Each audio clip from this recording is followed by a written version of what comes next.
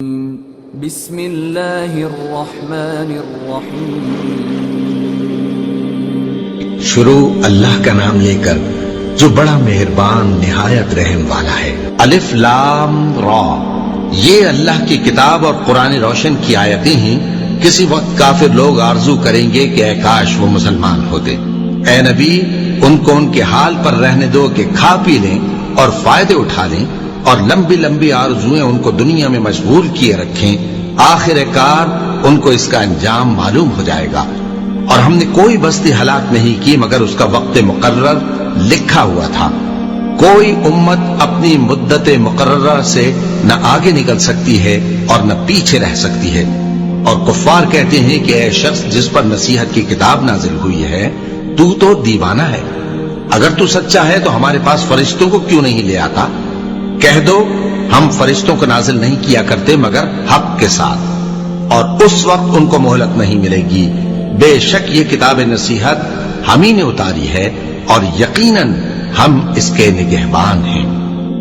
اور ہم نے تم سے پہلے کے مختلف گروہوں میں بھی پیغمبر بھیجے تھے، اور ان کے پاس کوئی پیغمبر نہیں آتا تھا مگر وہ اس کے ساتھ ہنسی کرتے تھے۔ اسی طرح ہم اس گستاخی کو گناہگاروں کے دلوں میں ڈالے رکھتے ہیں، سو وہ اس پر ایمان نہیں لاتے۔ اور پہلے لوگوں کی روش بھی یہی رہی ہے۔ اور اگر ہم آسمان کا کوئی دروازہ ان پر کھول دیں اور وہ اس میں چڑھنے بھی لگیں تو بھی وہ یہی کہیں کہ ہماری آنکھیں باندھ دی گئی ہیں، بلکہ ہم پر جادو کر دیا گیا ہے۔ اور ہم نے آسمان میں برج بنائے ہیں اور دیکھنے والوں کے لیے اس کو سجا دیا ہے، اور ہر شیطان مردود سے اسے محفوظ کر دیا ہے۔ ہاں، اگر کوئی چوری سے سننا چاہے تو ایک روشن انگارہ اس کے پیچھے لپکتا ہے، اور زمین کو ہم نے پھیلایا اور اس میں پہاڑ بنا کر رکھ دیے، اور اس میں ہر ایک چیز اندازے سے اگائی۔ اور ہم نے تمہارے لیے اور ان لوگوں کے لیے جن کو تم روزی نہیں دیتے اس میں معاش کے سامان پیدا کیے، اور ہمارے ہاں ہر چیز کے خزانے ہیں، اور ہم اس کو بمقدار مناسب اتارتے رہتے ہیں۔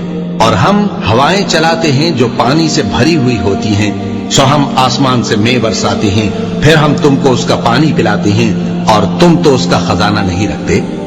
اور یقیناً ہم ہی حیات بخشتے اور ہم ہی موت دیتے ہیں، اور ہم ہی سب کے وارث ہوں گے۔ اور جو لوگ تم میں پہلے گزر چکے ہیں ہم کو معلوم ہے، اور جو پیچھے آنے والے ہیں وہ بھی ہم کو معلوم ہے۔ اور تمہارا پروردگار قیامت کے دن ان سب کو جمع کرے گا، وہ بڑا دانا ہے، خبردار ہے۔ اور ہم نے انسان کو کھنکھناتے سڑے ہوئے گارے سے پیدا کیا ہے، اور جنوں کو اس سے بھی پہلے بے دھوئیں کی آگ سے پیدا کیا تھا۔ اور وہ وقت قابل ذکر ہے جب تمہارے پروردگار نے فرشتوں سے فرمایا تھا کہ میں کھنکھناتے سڑے ہوئے گارے سے بشر بنانے والا ہوں، بس جب میں اس کو درست کر لوں اور اس میں اپنی طرف سے روح پھونک دوں تو اس کے آگے سجدے میں گر پڑنا۔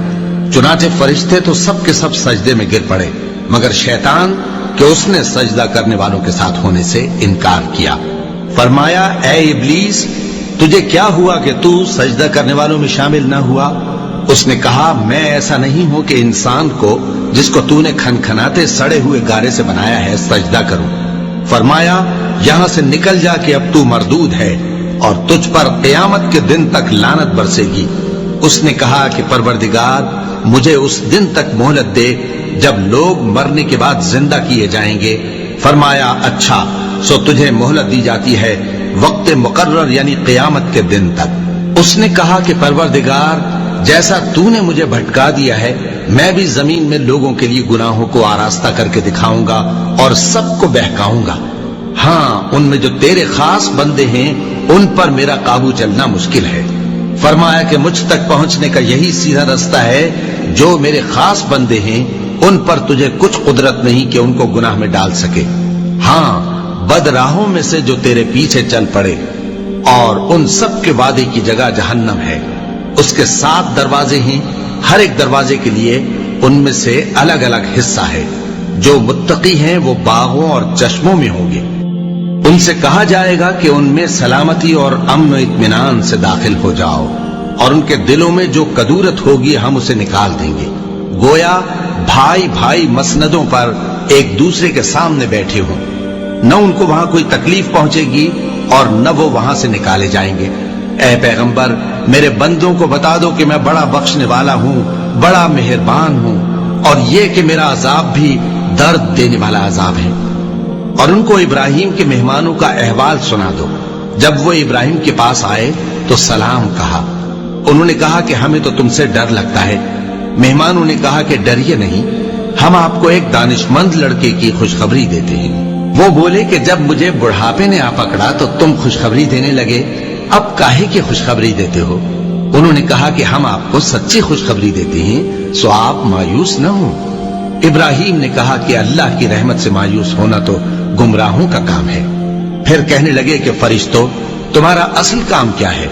انہوں نے کہا کہ ہم ایک گناہگار قوم کی طرف بھیجے گئے ہیں کہ اس کو عذاب کریں، مگر لوط کے گھر والے کہ ان سب کو ہم بچا لیں گے، البتہ ان کی بیوی کہ اس کے لیے ہم نے ٹھہرا دیا ہے کہ وہ پیچھے رہ جائے گی۔ پھر جب فرشتے لوط کے گھر آئے تو انہوں نے کہا کہ تم تو ناآشنا سے لوگ ہو۔ وہ بولے کہ نہیں، بلکہ ہم آپ کے پاس وہ چیز لے کر آئے ہیں جس میں لوگ شک کرتے تھے، اور ہم آپ کے پاس یقینی بات لے کر آئے ہیں اور ہم سچ کہتے ہیں۔ تو آپ کچھ رات رہے سے اپنے گھر والوں کو لے نکلیں اور خود ان کے پیچھے چلیں، اور آپ میں سے کوئی شخص پیچھے مڑ کر نہ دیکھے، اور جہاں آپ کو حکم ہو وہاں چلے جائیے۔ اور ہم نے لوط کی طرف وہی بھیجی کہ ان لوگوں کی جڑ صبح ہوتے ہوتے کاٹ دی جائے گی۔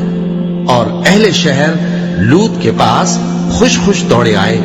لوط نے کہا کہ یہ میرے مہمان ہیں، کہیں ان کے بارے میں مجھے رسوا نہ کرنا، اور اللہ سے ڈرو اور میری بے آبروئی نہ کرو۔ وہ بولے، کیا ہم نے تم کو سارے جہان کی حمایت و طرفداری سے منع نہیں کیا؟ انہوں نے کہا کہ اگر تمہیں کرنا ہی ہے تو یہ میری قوم کی لڑکیاں ہیں، ان سے شادی کر لو۔ اے نبی، تمہاری جان کی قسم، وہ اپنی مستی میں مدہوش ہو رہے تھے، سو ان کو سورج نکلتے نکلتے چنگھاڑ نے آ پکڑا، اور ہم نے ان بستیوں کو الٹ کر نیچے اوپر کر دیا اور ان پر کھنگر کی پتھریاں برسائیں۔ بے شک اس قصے میں اہل فراست کے لیے نشانی ہے، اور وہ بستیاں اب تک شام جانے والے سیدھے رستے پر موجود ہیں۔ بے شک اس میں ایمان لانے والوں کے لیے نشانی ہے۔ اور بن کے رہنے والے یعنی قوم شعیب کے لوگ بھی گناہگار تھے، تو ہم نے ان سے بھی بدلہ لیا، اور یہ دونوں شہر کھلے رستے پر موجود ہیں۔ اور وادی ہجر کے رہنے والوں نے بھی پیغمبروں کی تکذیب کی، ہم نے ان کو اپنی نشانیاں دی اور وہ ان سے منہ پھیرتے رہے، اور وہ پہاڑوں کو تراش تراش کر گھر بناتے تھے کہ امن و اطمینان سے رہیں گے۔ آخر زوردار آواز نے ان کو صبح ہوتے ہوتے آ پکڑا، اور جو کام وہ کرتے تھے وہ ان کے کچھ بھی کام نہ آئے۔ اور ہم نے آسمانوں اور زمین کو اور جو مخلوقات ان میں ہے سب کو تدبیر کے ساتھ پیدا کیا ہے، اور قیامت تو ضرور آ کر رہے گی، تو تم ان لوگوں سے اچھی طرح سے درگزر کرو۔ کچھ شک نہیں کہ تمہارا پروردگار ہی سب کچھ پیدا کرنے والا ہے، جاننے والا ہے۔ اور ہم نے تم کو 7 آیتیں جو نماز میں دہرا کر پڑھی جاتی ہیں، یعنی سورہ الحمد اور عظمت والا کلام عطا فرمایا ہے۔ ہم نے کفار کی کئی جماعتوں کو جن کو فوائد دنیاوی سے نوازا ہے، تم ان کی طرف رغبت سے آنکھ اٹھا کر نہ دیکھنا، اور نہ ان کے حال پر رنج و غم کرنا، اور مومنوں کے ساتھ تواضع سے پیش آنا، اور کہہ دو کہ میں تو اعلانیہ ڈر سنانے والا ہوں، اور ہم ان کفار پر اسی طرح عذاب نازل کریں گے جس طرح ان لوگوں پر نازل کیا جنہوں نے تقسیم کر دیا، یعنی قرآن کو کچھ ماننے اور کچھ نہ ماننے سے ٹکڑے ٹکڑے کر ڈالا۔